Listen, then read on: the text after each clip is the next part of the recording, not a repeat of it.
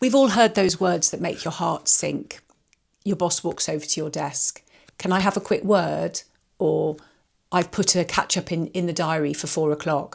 I remember years ago, it's got to be 20 years ago now, at an old job of mine, my boss asked me one morning if I'd update some figures in a forecast.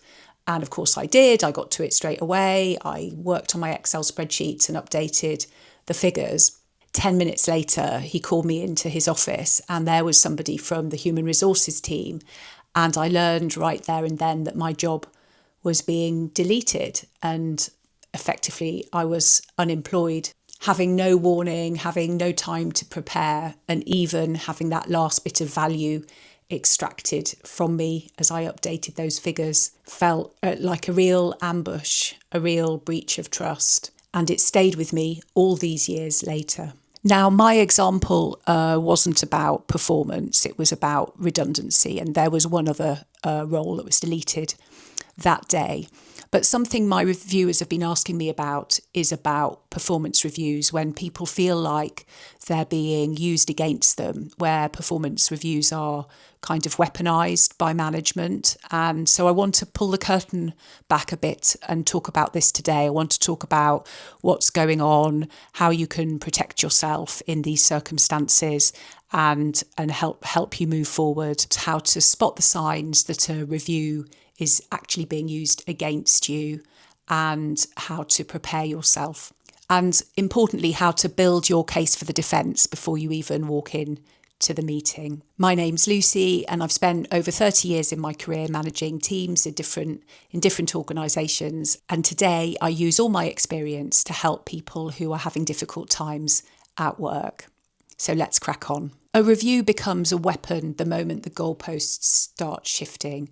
As many of you have pointed out in the comments to my videos, you've hit your targets, you've performed to the best of your abilities to deliver what you've been asked to do, but suddenly the feedback becomes kind of vague. You're told something like you're not professional enough or that you don't fit the new culture. This is subjective feedback and it's kind of a trap, because who decides that what fits? Who decides what the culture is? Who decides what professional looks like? If your manager is doing this, they're ignoring the objective data, which is information like meeting targets that have been set, so numbers, tasks that are clear, that are deliverable. If they're ignoring the data, the spreadsheets, the thank you emails, the targets met, and moving to a more subjective measurement, behaviours that can't really be defined clearly, I would say that's a massive red flag. This could be the beginning of a managed exit disguised as an HR process. They're not trying to coach you to be better in these circumstances necessarily.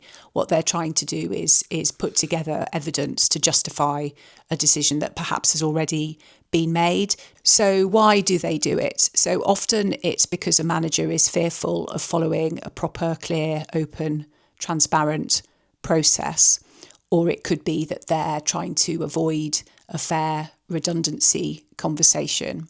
But what I want to do is talk about the genuine human cost of this way of working, that it causes genuine trauma, that the effect on me back in that moment was a huge shock, a huge loss of identity, a huge loss of friendship groups that I'd built up.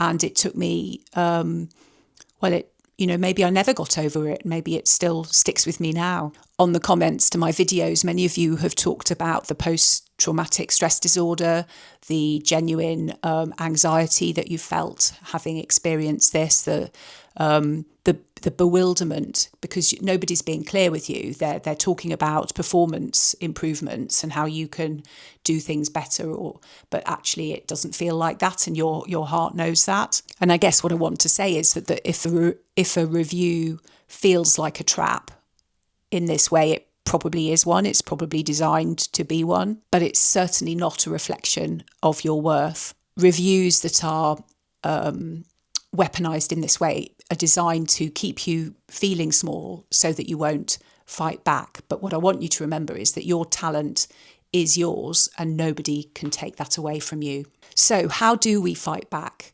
We might not be able to stop the meeting from happening, but what we can do is we can change the power dynamic. Step 1 is to start what I could call a brag sheet. Don't wait for the review. Start one today, because it could be used at any time for any confidence boost that you need. Every success, every positive bit of feedback, whether it's a Slack message, a WhatsApp, an email, put it in your brag sheet. The date it happened, who said it, what they said, put it in there. So you're armed. If anybody ever says that you aren't performing, you can show them this document. You've got the receipts. Step 2 is to control the narrative. Never go in unprepared like I was back all those years ago. If an unexpected meeting appears in your diary, respond with something like, I've seen this meeting's been booked in my schedule. I'd love to be able to prepare for this. Let me know what we'll be discussing so that I can gather the data that I need. If they refuse, save that email. If they're silent, that is also evidence. Save it. It's your first piece of evidence that the process isn't transparent. One thing I'd like feedback on is this a better way to film these videos, holding this in my hand? Or I can clip it on here. I'm not really sure what the answer is. In fact, I'm going to put it on here. Oh yes, and today it's really sunny outside, so I've taken my glasses off. So if you're wondering where my glasses are, they are just there. So step number 3 is the auditor mindset. It would make life easier for them if you were to get upset. It would justify something around your lack of professionalism or whatever the narrative is that they're talking about. So remain calm, remain professional at all times in these conversations, and remain forensic. So if they say something vague like, you didn't behave in a professional way, respond with, can I see some evidence about this, please? Can I know the date, what occurred, who said it, and what they said? If they contradict previous praise that you've had, ask them, how does this align with the feedback I received back in May or last year that was very positive? If you feel ambushed by what's happened, try to remain calm and say, as I wasn't expecting this meeting to occur, can I take these notes away so that I can think about them, and I will respond formally in writing? These are all things that I didn't do in that meeting back then. I just left. And I want to give you the tools to take back control in some shape or form so that you can have time to think about what's going on and respond fully and take some of your power back. Now, after that meeting has occurred, every instinct in your body, certainly it was in mine, was shouting to get yourself out of there. My adrenaline was pumping and I just left. And what I would suggest is that you don't take any big decisions in that moment. I just took it and I was gone. I could have fought back, maybe. I don't know now. It's so long ago. But the thing that I would urge you to do is that because of the shock and all of the, adrenaline that will be pumping around in your body, don't take any big decisions in at least the next 24 hours. Try to kind of think about things calmly. Don't quit in a huff, and certainly don't send a fiery email which could be used against you. Try to do all the things I talk about in the channel about healing. Go outside, have a walk, try and talk to a friend, try to let the energy levels normalise in your body. Once the shock fades, audit the situation with a cold eye. Try to separate the subjective attacks from the reality, from the facts. If your manager has given you feedback that doesn't align with feedback you've had in the past, then they're looking at things through a different lens. It's not the reality that has changed. The problem is, in my experience, that once a review is weaponised in this way, it absolutely undermines the trust between you and your manager. It's very hard to get that back. It could well be time to use your energy not to fix yourself for them, because you can't.